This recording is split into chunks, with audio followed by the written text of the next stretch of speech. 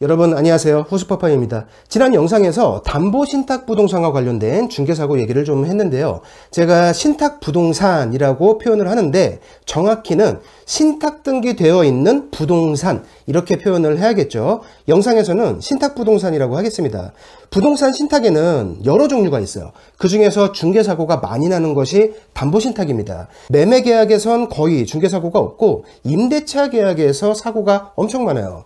제가 유튜브 영상을 통해서도 그렇고 강의를 통해서도 그렇고 굉장히 강조를 많이 하는 이유가 있는데요. 매년마다 이 엄청난 숫자의 중개사고가 발생하고 있는데도 우리 공인중개사의 교육과정에는 자세한 내용이 없기 때문에 제가 실무 강의에서 강조를 좀 많이 하는 편이에요.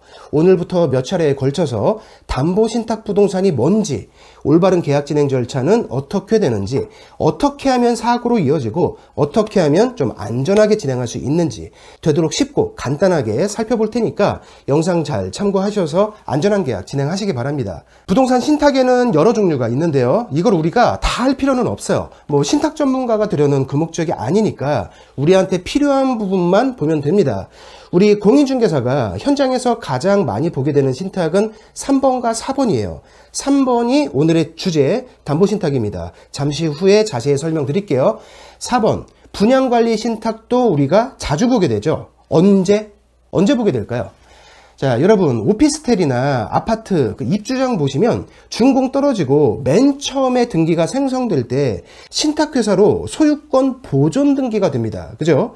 그 상태에서 수분양자가 본인의 분양 잔금을 치르면 본인 앞으로 소유권 이전 등기를 할 수 있죠. 잔금 치르기 전에는 신탁회사가 최초로 소유권을 취득하게 되고 등기부등본에는 등기 목적이 소유권 보존으로 해서 신탁회사 앞으로 신탁등기가 기재되는데 그때의 신탁이 바로 분양관리신탁이에요. 그러니까 같은 신탁이라고 해도 종류가 좀 여러 가지 있고 우리 공인중개사가 현장에서 많이 볼 수 있는 것은 입주장에서의 분양관리신탁 그리고 담보신탁 이 두 가지이다. 자, 그러면 오늘의 주제 중개사고가 많이 발생하는 담보신탁을 보겠습니다.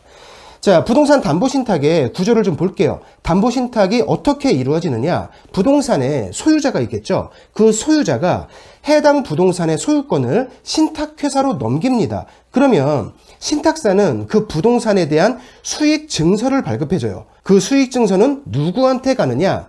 은행의 담보로 제공이 됩니다. 은행은요, 신탁사에서 발급해준 해당 부동산의 수익증서를 담보로 잡고 소유자에게 자금을 융통해주죠. 제가 지금 단계별로 설명을 드렸는데 사실은 이 과정들이 거의 동시에 진행되는 거예요. 즉, 담보신탁은 우회적인 담보대출인 겁니다.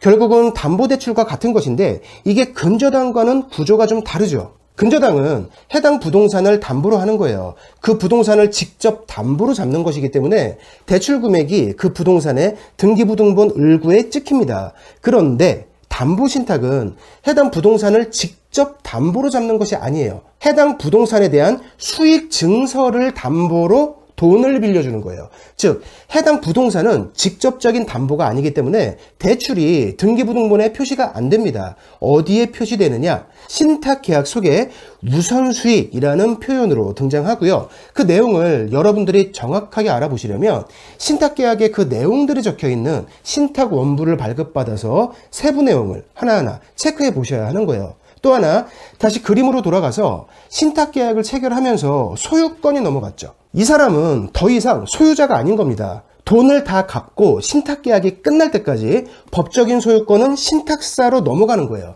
그리고 그 신탁계약에서는 원래의 소유자였던 맡긴 사람, 그 사람을 위탁자라고 하고요. 맡은 사람, 신탁회사를 수탁자라고 표현합니다. 더불어 자금을 융통해준 금융회사가 있었죠. 그 금융회사는 우선수익자라고 표현해요. 용어를 잠깐만 정리해보고 갈게요. 자, 담보신탁에서 아주 중요한 용어 4가지입니다. 맡긴 사람, 원래의 소유자였던 그 사람을 신탁계약에서는 위탁자라고 합니다. 법적으로는 더 이상 소유자가 아니지만 우리 중개사무실에 임대차 의뢰를 하는 사람이 이 사람이죠. 그리고 계약서를 작성할 때 임대인이 되는 사람이기도 해요. 물론 신탁회사의 동의가 있어야 됩니다.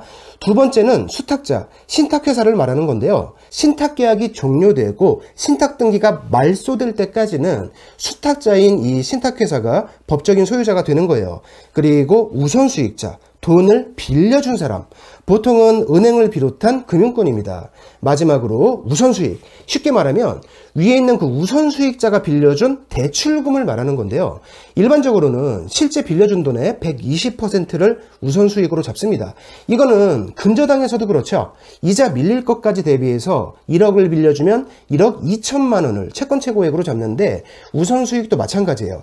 돈을 빌려준 쪽이 1군 은행이라면 보통 120%, 제2금융권이라면 보통 130%를 잡습니다. 자, 이 용어들을 비롯해서 신탁계약의 자세한 내용들이 어디에 나와 있느냐? 바로 신탁원부에 나와 있어요. 그래서 담보신탁되어 있는 부동산을 임대차 계약할 때는 반드시 신탁원부를 먼저 열람해 봐야 하는 겁니다.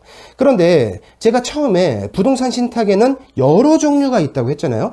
우리가 등기부등본을 확인했을 때 갑구에 소유권 이전해서 신탁이라고만 표시되어 있지 그게 담보신탁인지 관리신탁인지 정확한 내용이 없습니다. 신탁원부를 열람해 봐도 친절하게 적혀 있는 경우는 거의 없어요. 세부 조항을 보고 판단해야 합니다. 때문에 입주장에서 소유권 보존으로 되어 있는 그 신탁이 아니라 이미 임대가 돌아가고 있는 건물인데 소유권 보존이 아닌 소유권 이전으로 신탁이 되어 있는 경우라면 일단 담보신탁이겠거니 생각을 하면서 계약하기 전에 반드시 신탁원부를 열람해서 신탁 내용을 확인해 봐야 하는 거예요. 자, 오늘은 담보신탁이 뭔지, 담보신탁에 대해서 중요한 부분들을 좀 짚어봤는데요. 여기까지 어렵지 않으셨죠? 다음 영상에서 담보신탁 부동산을 안전하게 중개하는 그 절차를 알아볼 건데 다음 시간도 어렵지 않습니다. 실제로 신탁 원부를 보면서 다음 시간에 안전한 계약 진행 절차를 공부해 볼게요.